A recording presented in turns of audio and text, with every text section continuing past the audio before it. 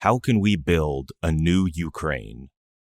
While it's important to talk about the state of the war in Ukraine, it's also important to talk about what comes after. Tamar Jacoby leads PPI's The New Ukraine Project, and she joins the podcast to discuss life in Ukraine and how Ukraine can thrive into the future. We discuss Ukraine's history and the state of the war, the kind of society Ukrainians are fighting to build, the obstacles to Ukraine becoming a more Western-style liberal democracy, and how Ukraine can ultimately build their vision of a new Ukraine and make it happen. As always, we want to thank you for listening and supporting the podcast. If you can give us a like, a subscribe, a recommendation, it's always appreciated. If you find these podcasts insightful and valuable, we would also really appreciate your support on Patreon. You can support us at patreon.com/Neoliberal Podcast. You can also support us by becoming a member of the Center for New Liberalism at cnliberalism.org/become a member. Thank you for all of your support and enjoy the episode.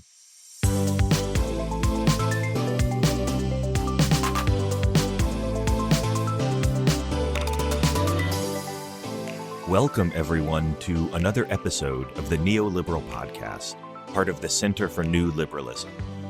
I'm your host, Jeremiah Johnson, and joining me in this episode is Tamar Jacoby. Tamar, welcome to the show. Hello, Jeremiah. It's great to be here. We're very glad to have you on a completely different time zone in a completely different country, and we're glad to have you joining us from Ukraine.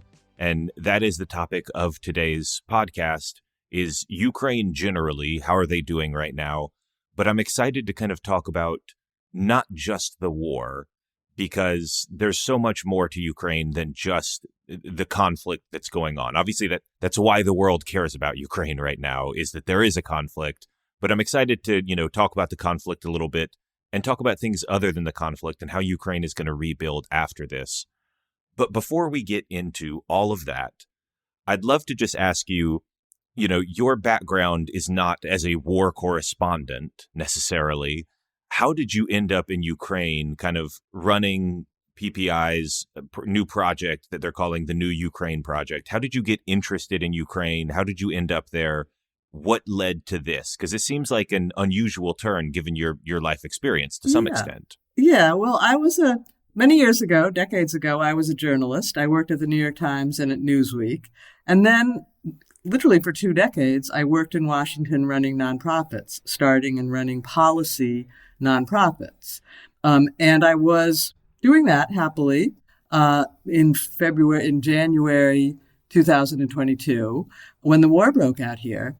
And I was very taken by the war. I felt that I could see right away that Ukrainians were fighting for Western values, and there was a very clear, good side. It really was good. It looked to me anyway like good versus evil, and I was very taken by the war and very, very engaged with it. And I read a newspaper story about Europeans going to the Polish border to help refugees. And I don't know, why it grabbed me the way it did, because I'm not generally a volunteer. I don't volunteer to pick up trash in my neighborhood or, cook potluck dinners or whatever. But something in me said, you need to go. And so I came for what I thought was 3 weeks. I closed up my house and put my car in a garage, thinking I would come for 3 weeks and help some refugees in Poland, and then I would go home. And my plan was, I volunteered to ladle soup or unpack boxes. And I got to Poland, and it became immediately clear to everyone involved, me and the people I was working for. I mean, it wasn't just a volunteer. I wasn't working for them, but working with, that I wouldn't be very good at ladling soup or unpacking boxes, and that I'm a journalist and a writer. And so the small organization I was working with said, you need to start writing things. And I started writing, and 16 months later, I'm still here, but now I live in Kyiv. That was Krakow, Poland. Now I'm in Kyiv, and I've been writing ever since. Do you speak any Ukrainian or any Russian, by the way? I'm learning pathetically. I have a wonderful interpreter, and he was teasing me the other day. He said, "You've been here a year and you hardly know the alphabet." I do know the alphabet, and I know It some is a basic. different alphabet. It's different, It's to a be fair. different So alphabet. No kidding. It's a different alphabet. I do know the alphabet, and I know, I can say some basic things, but nothing. I certainly can't hold a conversation. So I think the first thing we should do is we should talk about kind of the current state of things. And that's obviously going to mean an update on the war and an update on Ukraine's counteroffensive, because that is, the big Of story coming out course. of Ukraine the last few months has been, and really for almost like the entire year, stretching back into last year, is everybody's been thinking about the counteroffensive. We know it's coming. We know there's going to be a counteroffensive. It finally seems to have started. The counteroffensive is underway. And then also at the same time, you have this crazy story of like the Wagner group and the mercenaries doing, the world's shortest coup before fleeing. And I'm just curious what your read is Yeah. on, how are things going militarily? Is Ukraine Yeah. accomplishing what they want Yeah. to, what they need to accomplish? How Well, is this well, playing right now? the challenge with the counteroffensive is that it's NATO and U.S. doctrine and very established in military strategic circles that the way to it's obviously much easier to defend than to attack, and Ukraine did a very good job in the early months of the war of keeping the Russians at bay, basically defending.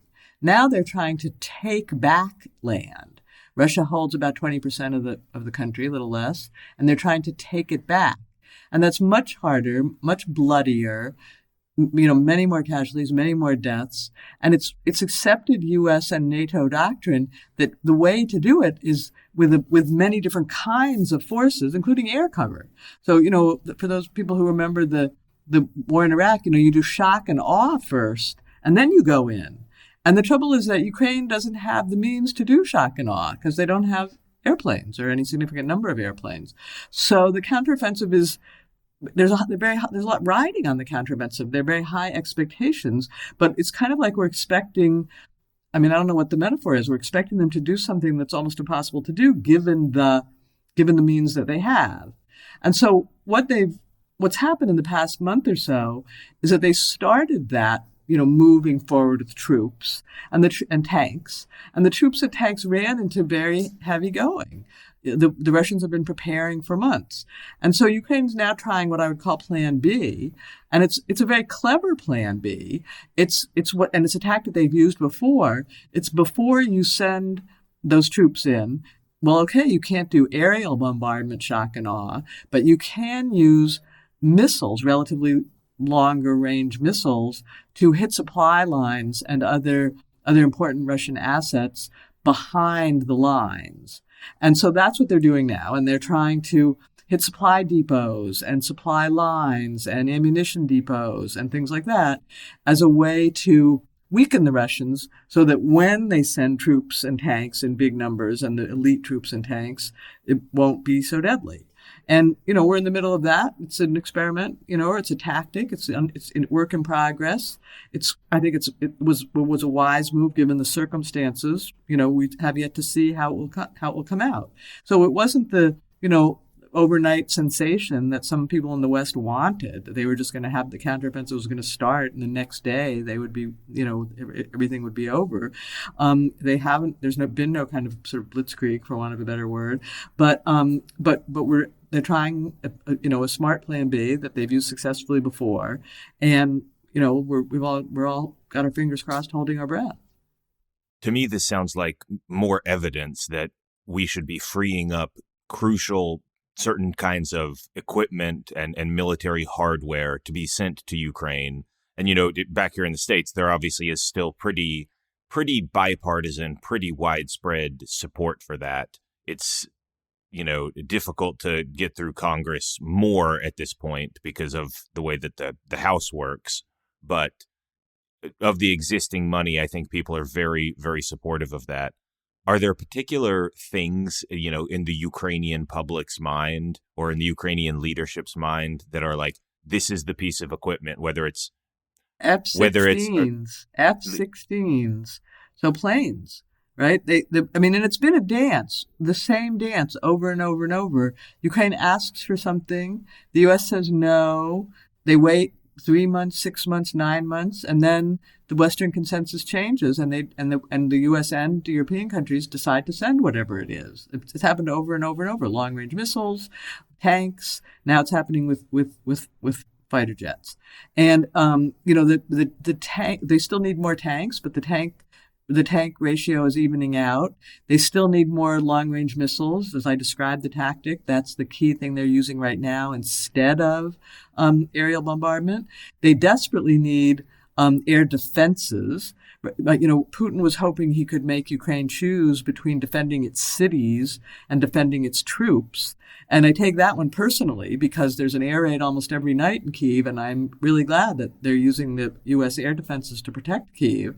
But I'd like them to have enough to protect the troops as well. And then they need F-16s. So more tanks, more long-range missiles, F-16s, more Patriot air defense. And I thought that I remember a story about Ukrainian pilots being trained on F-16s. Has that happened yet? They've been trained, but there are no planes yet. Or they're being trained, but there are no planes yet. Gotcha. And I mean, it's funny.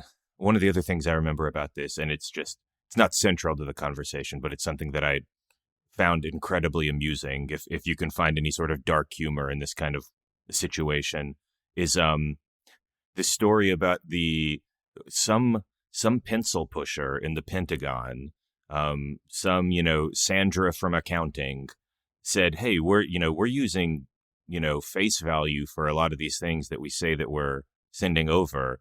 Why don't we just use depreciated book value? And so they found another $6 billion that they could send to Ukraine by just kind of switching the accounting system that they used. It's not super relevant to what we're talking about. No, but it's an important story. It was important. Every penny counts. It's another $6 billion worth of equipment when the original amount was something like 80. And so a pretty significant, chunk of change. Yep. But I just love the idea that, again, Jake from accounting was basically able to send an extra $6 billion to Ukraine via just a trick.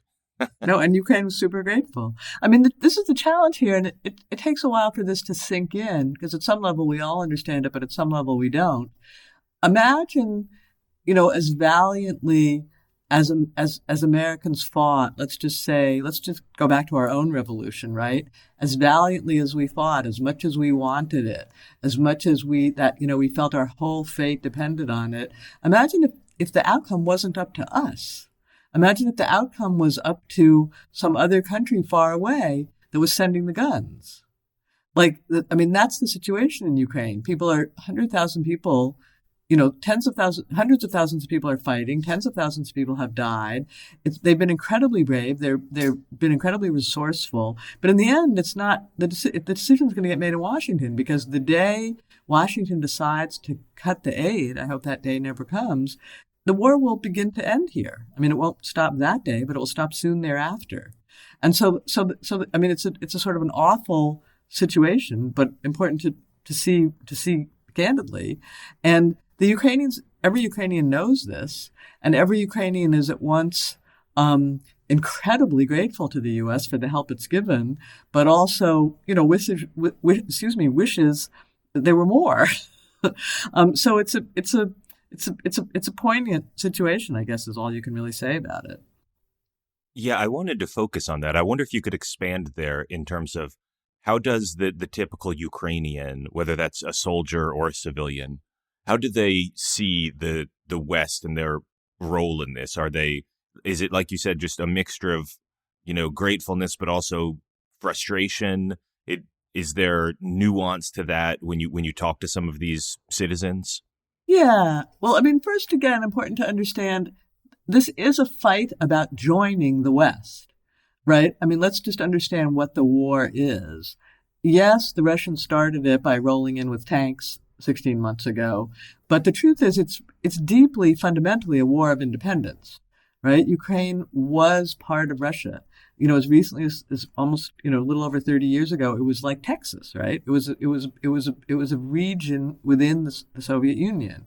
And it got its formal independence in 1991, but it still was kind of like a state with many different strings tying it to Russia.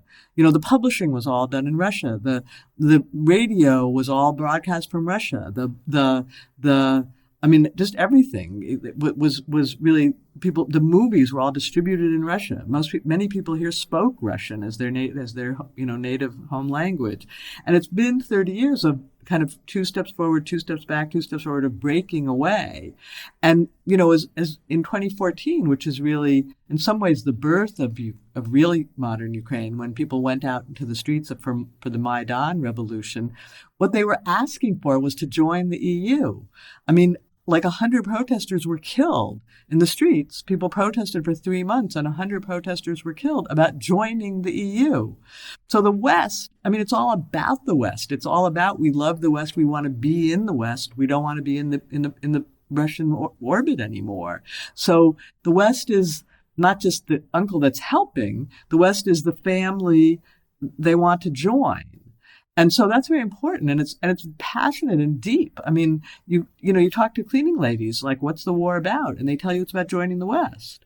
And they understand that that there's a distinct, black and white, clear, obvious to everyone difference between basically Western values and, old sort of Russian imperial and Soviet values. And they want the Western values. So, that's the first layer, and at some level, the most important layer, deepest layer, really, of how they think about the West. I imagine they can look at things like, look at how Belarus has turned out versus, say, Poland or the Baltics. And right. Well, let's talk about that in a second. But let me just finish on the weapons. But then the weapons, you're right. It's a mix of frustration and incredible gratitude, like gratitude for, the thing that's keeping you alive and allowing your hope and your fight and all that, but also frustration. You wish it was faster and more. And so different people express that differently. Some people talk to you mostly about gratitude, and other people get mad at you. I've had people shout at me, or sort of lecture me. And then I've had people kind of beg me. And, I've heard every version of argument of like, please continue to help, please do more. So yes. So the West is a big topic. And forgive me, I stomped all over your question. Forgive me. No, it's totally fine. I imagine that, I've never lived in a situation like that, but it seems like it's basically the all-consuming topic that you can't have a conversation about even the weather without, the war and the West and geopolitics of the whole thing coming up.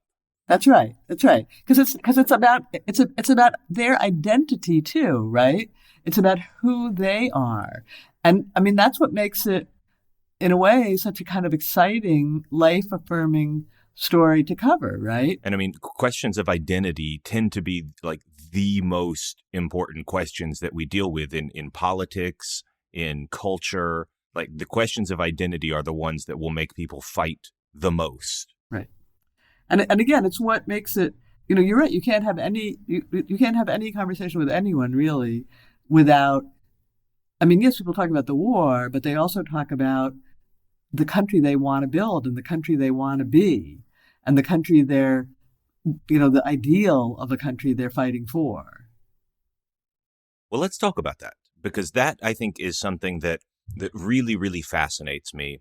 And I think it's really what I was looking forward to when we talked about having you come on the show, because obviously people want to know about how the war is going, and the counteroffensive is going kind of well, but it not as well as some had hoped. But at the same time, you are not literally on the front lines. You can't give us a play-by-play of that.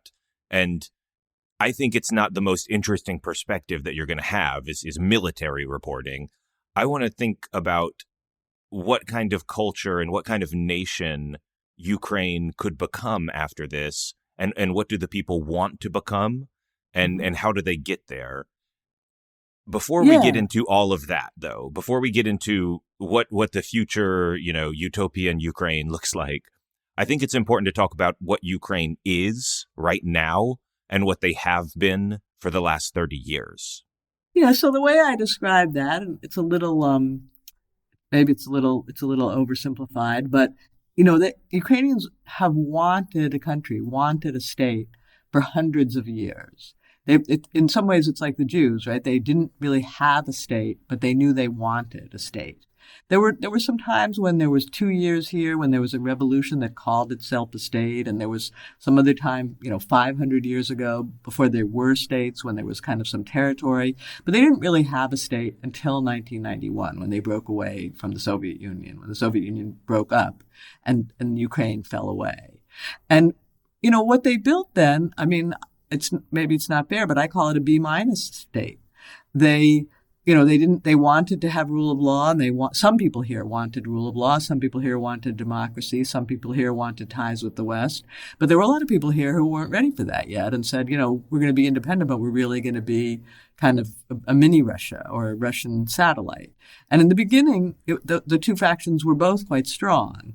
At least in the elites. I'm not speaking for the public, but the people who voted for independence, about half of them were really pro-democracy activists, and half of them were old Communist Party members who saw that they were going to have to be independent but wanted to stay tied, and they wanted to be in power, but they wanted to stay tied to Russia. And so for the first 10 years or so, 15 years, they struggled to kind of get their act together, but the economy was very mixed outcomes, and rule of law, there was rampant corruption, and there were still very lots of ways that they were tied to Russia, and it was a moderately successful country, but emphasis on moderately. And then the sort of in a way the real birth of the nation was the 2014 Maidan revolution, which was 1 million people went into the streets to protest against the pro-Russian president and to say they wanted to be in part of Europe. And that was really the awakening. That was where the people who wanted to be in the West kind of got the upper hand, and that kind of became the national identity. And like everyone you meet, like what they're doing now in some ways traces back to where they were in 2014. They were a lawyer, they were an activist, they were a young student coming into the streets to protest, they were an older person who finally picked up on it. Everybody's story goes back to 2014. That was really, in some ways, the important beginning. And that's only 9 years ago. And since then, they've been working really hard to build a Western state, to get rid of the corruption and to build a market economy and to develop political parties and to develop an independent media. But it's all still kind of work in progress. A lot of it's work in progress. But they're trying hard now. They're trying for real. They really want it. Again, I would say, in 1995, some people were trying hard, but I wouldn't have said the whole country was. Now they're really trying. And that's what the war is accelerating it. I do wonder how much progress have they made? Because, as you said, if we're being fair, Ukraine does have a long history of terrible government and wild levels of corruption, and just everything's been pretty badly managed for a long time. And obviously, not everything, to a first approximation, lots of things have been really badly managed. And I'm just wondering, since 2014, since the Maidan revolution, how much progress has been made? Is Ukraine still very corrupt? Let me tell you a story. So I went last week, a story I just finished. I went last week to what was once considered one of the most corrupt cities, the second largest city, called Kharkiv. And for 10 years, since Maidan, activists, civil society activists, have been fighting corruption there. And for a long time, it was a brutal, brutal battle. The mayor makes any American mayor you can think of, corrupt mayor, machine boss, whatever, pale by comparison. He controlled everything in the city, including there wasn't a business in the city. He would keep national chains out by raising barriers to entry. He would close any local businesses that didn't pay bribes. He gave away hundreds of millions of dollars worth of land to his cronies. He said he was privatizing it basically, but he gave it to people to sell. And he was openly in favor of Russia, wanted to split away from Ukraine and be part of Russia. And for 10 years, or for 9 years, I guess, until he died, 8 years, the activists fought against him. And they were beat up in the streets, and they tried to have trials, and they never won any of the trials. The charges would be dropped. And again, activists were beat up in the streets, and they would keep going, and they would do reports, and they would bring cases to court, and they would have press conferences, and eventually, they made some progress. They won some cases.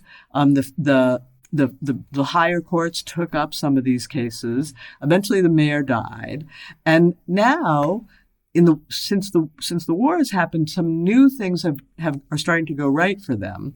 The most important is that the national government, about 5 years ago, created a system where all municipal purchases have to be registered on an open access online website.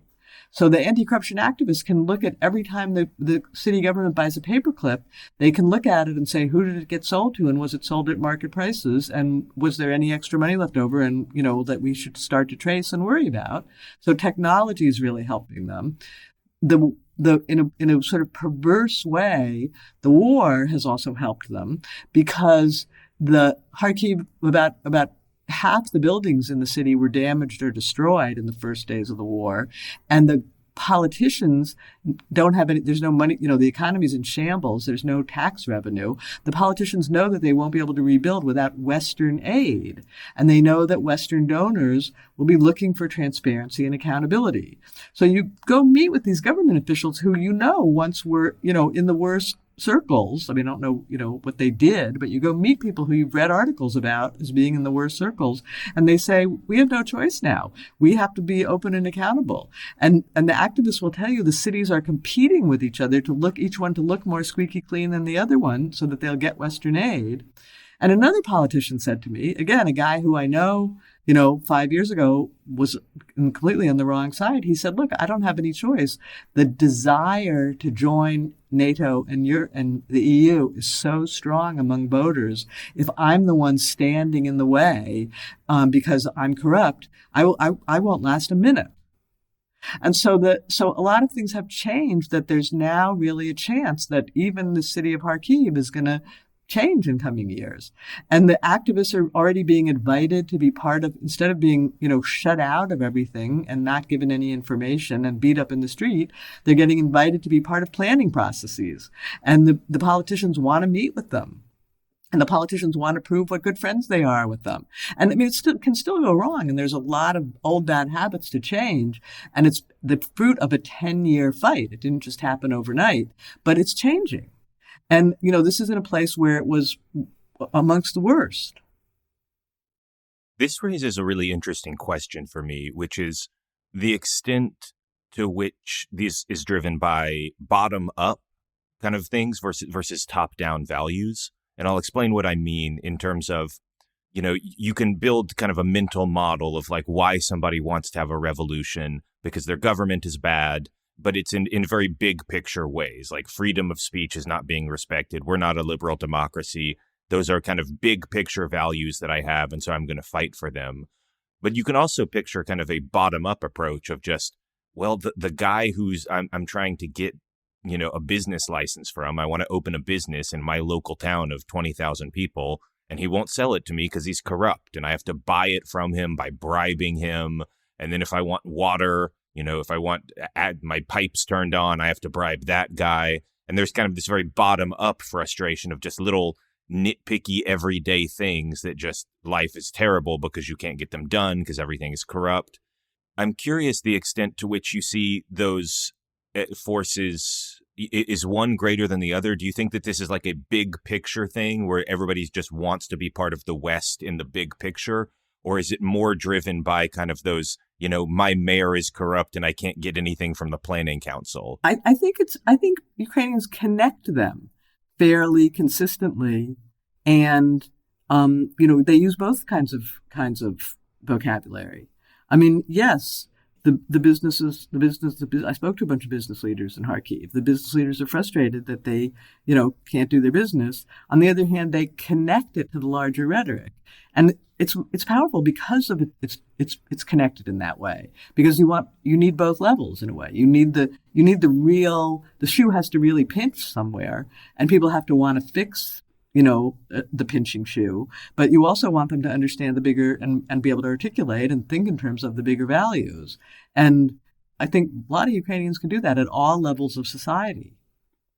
What you're describing kind of sounds to me like the birth of Ukrainian civil society. And I'm curious to ask you about kind of civil society in terms of civic organizations and nonprofits and the desire for people to be protesting and involving themselves with government. Because some of the theories that I've read about, why some countries have good institutions and why some countries have bad institutions is that the strength of a civil society really makes a difference. That, in Poland, after communism fell, obviously it's a little different because they were their own country. They were not technically part of the USSR. They were just in the orbit. But in Poland, they had the Solidarity movement, and that connected, a million people or something. And it was a very strong civic organization that was very naturally able to kind of step up and take the reins of power after the previous, government fell and left a big power vacuum. And, my impression is that in Ukraine, immediately after the Cold War ended and the Soviet Union fell, they did not have a very strong civil society. And I'm curious if you agree with that kind of diagnosis of like civil society really matters. And also, is that why you think Ukraine is making progress now, because they're developing some of those civic institutions? Yeah, so I definitely agree that civil society is really important. And it's especially important as a response to totalitarianism, right? Or authoritarianism even. I mean, the whole point of what the Soviet Union was that the one guy at the top, or a few guys at the top, the party, controlled it and wanted to control everything. And they made a point of stamping out, even everything down to the Girl Scouts and the sports clubs. Everything they didn't control, they wanted to destroy because it was an alternative power base and gave people a chance to think for themselves. And you see like a similar thing in communist China right now, just to point out that tactic still lives. Well, indeed. And so you're right that Václav Havel pointed this out, 30 years ago, 40 years ago. The key to sort of breaking away from that orbit is civil society.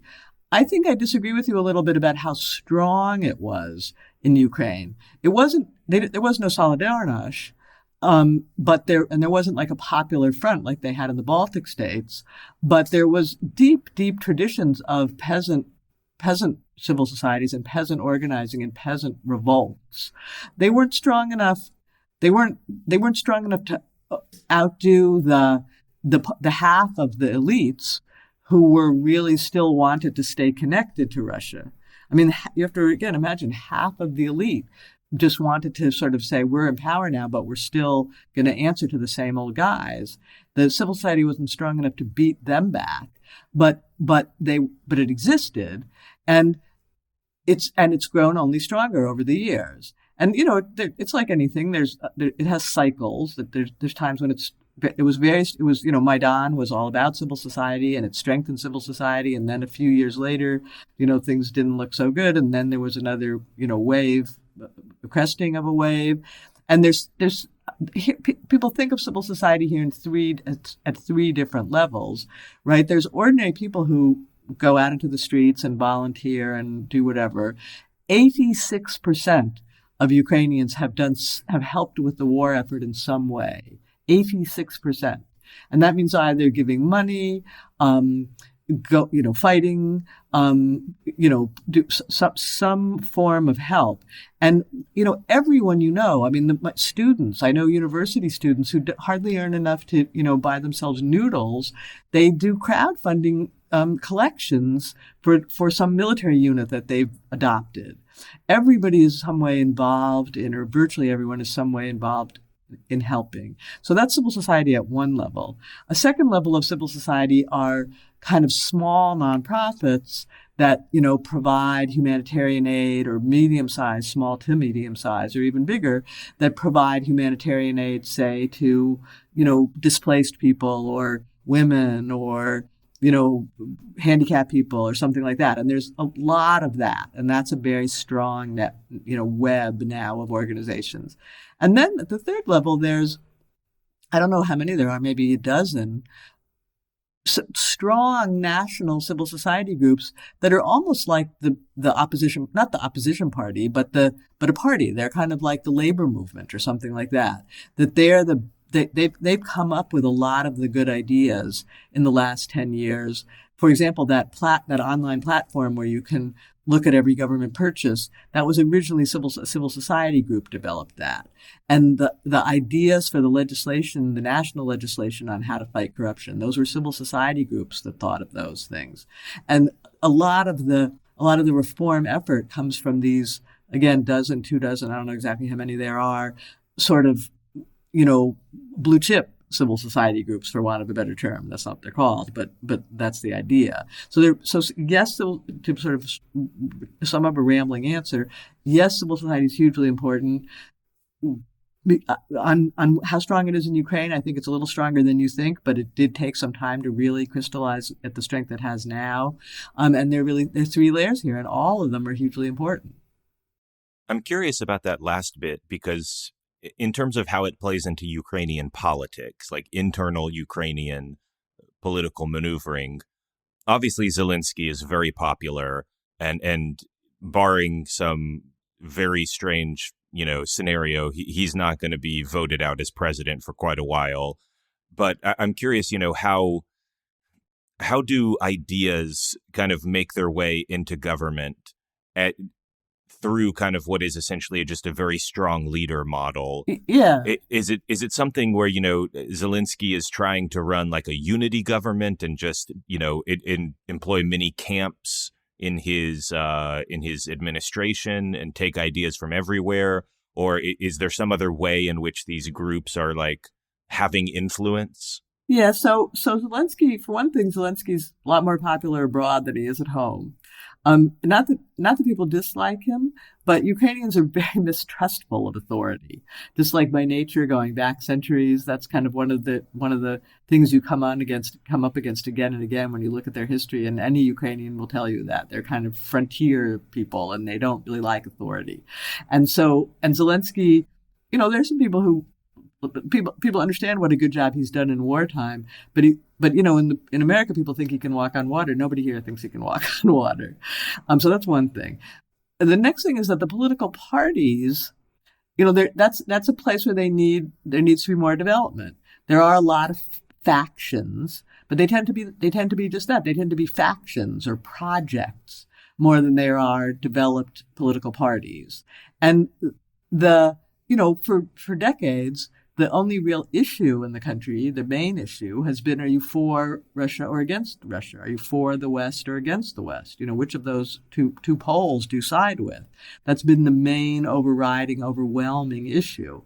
And on a lot of other things, I think the ideological lines are not yet really formed or crystallized. And certainly the parties aren't formed or crystallized.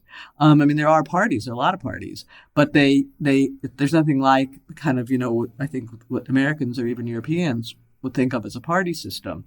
And I think those issues will come. One of the ones that interests me a lot is sort of government regulation. It's a very regulated state. I would argue over-regulated state. And that's not really a political issue here yet. Like, how much regulation do we need? How much regulation is too much regulation? I think people want to join the EU, but I think, it only among business people really does it come up. Hey, do we really want to join the EU? Are we sure? We're buying into kind of a European regulated state. They do want to join the EU. There's no question. There's no really doubting about that here. But there are a lot of areas of what I would call sort of important political fault lines that haven't really been litigated here yet. And that's part of what will come. How Zelensky's running the government now, there is, yes, a lot of, in the first months of the war, no one even wanted to criticize him and or criticize the government, and the kind of usual infighting in the parliament was much muted. I mean, there's a beautiful story that, I don't know, oddly, it was told to me by a member of parliament. I think it must be true, but I've never read it. On the day of martial law, when the parliament had to pass martial law, they had to go to the building. You have to vote in person, and there's a quorum, but the building's in a very exposed spot. And, in order to prosecute the war, they had to pass martial law. So they had to get a quorum of deputies in that building willing to vote. And so there was a lot of maneuvering to make that happen. And the building was only open for like a half an hour or something like that. And they had to run in all together and be there at the same time to vote. And when they got there, they held hands and sang the national anthem and voted for martial law. So, a very fractious country where the parties, there isn't an established way of parties really cooperating, managed to come together and do that. But, now in some ways we're seeing some good dissent evolving. You don't want people to just say all the way through for years and years everything Zelensky does is right. He doesn't do everything right, and there are things that need to be brought to light. And both civil society activists and some of the people in parliament are starting to, that we're seeing more robust debate for quite a while now, for a year now. But there's a long way to go in developing the politics. This next question I kind of want to ask in two different ways, I guess. What do Ukrainians see as the end game, as the desired end state? And obviously for the war, this means winning the war. And that part's a little easy. They want to drive Russia out of their country. But in terms of building their society and becoming part of Europe, how would they describe where they want Ukraine to be in 20 years? That's kind of the first way I want to ask it. And then I also want to ask you, as someone who's a little bit more of an outsider, maybe, what's realistic to expect? Because obviously, if you just ask, what do you want? Well, we want to be as rich as America and, have all the freedom. But Ukraine is a very poor country still, and that's not going to happen for a long time. So I'm curious, what do they want? What do they see as the end game? And how realistically can they get there? What is realistic to expect over the next decade or so? Well, I mean, for one thing, Ukrainians have surprised us a lot, right, in the last year and a half. So I don't want to do. I'm not going to go too strong in predicting, but they want to be a prosperous European country. They want a real free market. They want a society where social mobility is possible. They want an entrepreneurship and moving up from less education to more education. They want high levels of education, which they do actually already have pretty high levels of education. They want to be part of Europe. They're willing to fight for Europe.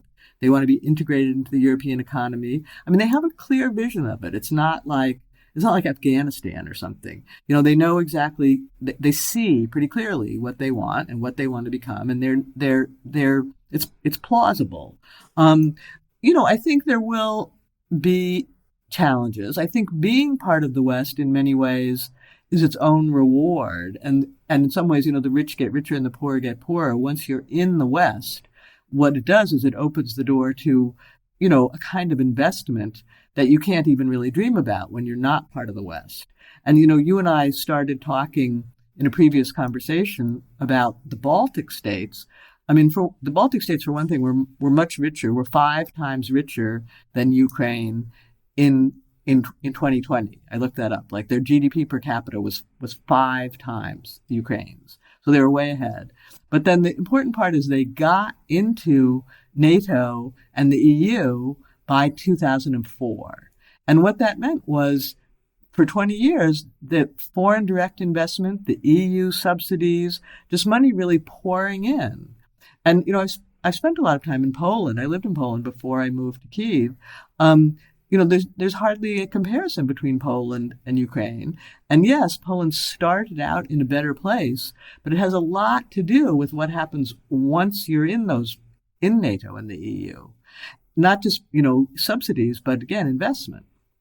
So, I have high hopes for Ukraine, and I think they will be a net I think there will be painful growing pains, and they will be difficult at times, and they will be around things like establishing, really clear rule of law and really making the market economy work, and getting a balance on regulation. But I think they're very entrepreneurial. They're very determined. They want it in just the worst way. Once investment starts to flow, they see where they want to go. Once investment starts to flow, I think that things can accelerate very quickly. And I'm hopeful. I mean, it's you're right. It's not going to be overnight, and it's not going to be everything they want. But I think there's a lot of raw material to work with. Or not raw material. That sounds sort of condescending. I think there's a lot to work with. No, I mean, I think that all makes sense. And, I certainly hope for some kind of Baltic-like outcome, because I think the Baltics are one of the great success stories of the last, 30 years of international relations and international economic development. Some of the brightest economic spots in the world outside of like the Asian tigers are the Baltics and Eastern Europe and Poland. And there's a lot of success in some of those areas in kind of the post-Soviet world, and hopefully Ukraine can mimic that, and and here's two things it has that they don't have actually, right? So they have amazing natural resources, right? Both agriculture and minerals of various kinds. And so they bring a lot to the table. There's some economists who would say that's not necessarily a great Well, I understand thing, that can be a downside. I understand. The resource curse. Right, I understand that, but they do have that. But then they have a very educated workforce, and as we've seen on the battlefield, a very resourceful workforce, and very high levels of digital net savvy and entrepreneurship. So no one here carries around a driver's license, a passport, nobody does their taxes on paper. Everything of your life is digitized on your phone. They're way ahead of any country in Europe in digitization. And again, that's a great tool in fighting corruption, but it's also just a great tool for life. Like they're way ahead in that regard. Very educated workforce that's already very digital savvy. And so in some ways they have room to grow in ways that will be good for investors, right? And in other ways they have skills and abilities and foundation where they're already ahead. So, I really do predict that there'll be, no question in my mind, a huge asset for NATO, but also I think, before too long, an asset for the EU. It's going to take a lot of money in the beginning. It's it's a big country with low per capita income, but I think they're going to grow and catch up fast. All right, we're coming up on time, so I want to ask the traditional final question that we always ask on this podcast, and that is, what would you recommend for people who want to learn more? What should they be paying attention to? What should they read? What sources should they follow? This could be a YouTube channel that does great videos on Ukraine. It could be a book. It could be someone to follow on Twitter. It could be a particular magazine or publication that you think is a great source of information. If people are interested in what we're talking about today, what would you recommend that they do to learn more?